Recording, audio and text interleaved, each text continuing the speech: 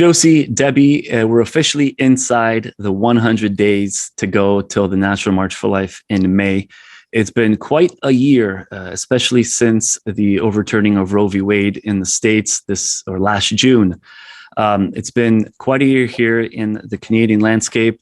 Josie, what are some thoughts about what we're dealing with?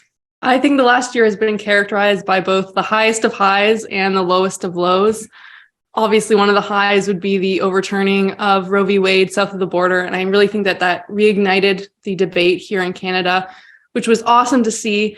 But at the same time, our country, just in contrast to the United States, seems to be getting worse and worse. One of those, things that we have to combat is euthanasia. We're seeing the expansion of it, just an explosion. Even the Quebec College of Physicians musing about infanticide. So it really makes it clear that, the devil isn't going to go quietly. We're really going to have to fight very hard. And now is not the time to give up, but we have every reason to show up on Parliament Hill once more to proclaim that we stand for life. It has been quite a year. I agree with Josie 100%. Not only the legislation that has been proposed, but all the things that are being talked about that are coming down the pipe is a big worry. Not to mention the increase in chemical abortions. Most Canadians are not aware of any of these things. So it's so important that we continue to march and continue to bring awareness to each and every Canadian across the country. Yeah, and let's not forget that under the current government, pregnancy care centers are still under threat. There's pro-life speech is under threat. So yes, we march for children in the womb every single May, but there's also quite a lot of things we're marching against as well.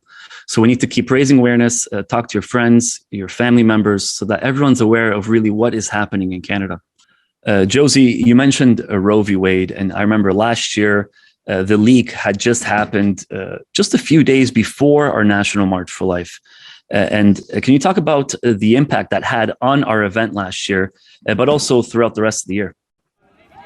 I think so many pro-lifers showed up in Ottawa full of excitement and hope. Like, this was the most momentous occasion for the pro-life movement in the past half a century, and certainly in my lifetime, and the lifetime of many pro-lifers as well. And so we were just so happy to be a part of that and to be marching in our own country. And I think that's definitely motivated all of our efforts over the past year. I think already we were going to see a lot of people come out. We finally had buses back at our March for Life. But I think this probably gave an extra push for those people to come out. And the mainstream media certainly paid attention. We had so many members show up for our press conference. And then even Jagmeet Singh showed up to our March for Life, albeit he was there for the counter protesters. But a lot of people heard the pro-life message, which is awesome. Debbie? Yes, last year's March for Life was very exciting. And we had so many people, as you were saying, Josie, with the buses coming back. I was very impressed with all the elder, the younger, everyone who came despite the really, really warm weather. But I think they knew with the Roe versus Wade leak that they needed to come out. They needed to stand up here in Canada for life. And the good news is this year we are returning to all our in-person events. We have a full week-long roster of events with the March for Life, the Rally on the Hill, the Rose Dinner, the Youth Banquet, the Youth Summit. So I'm really looking forward to seeing all of you back in Ottawa in large numbers. The historic overturning of Roe v. Wade announced to the world, life will win if we stand firm.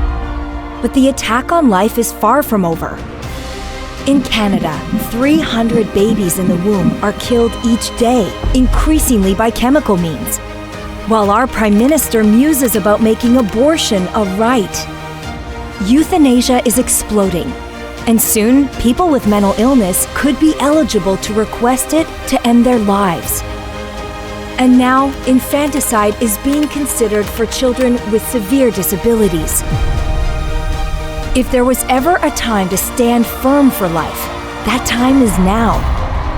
On May 11th, Canadians from all walks of life will come to Parliament Hill to stand firm.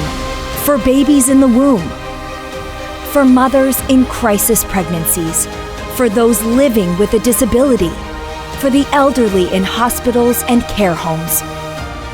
Life will win if we stand firm.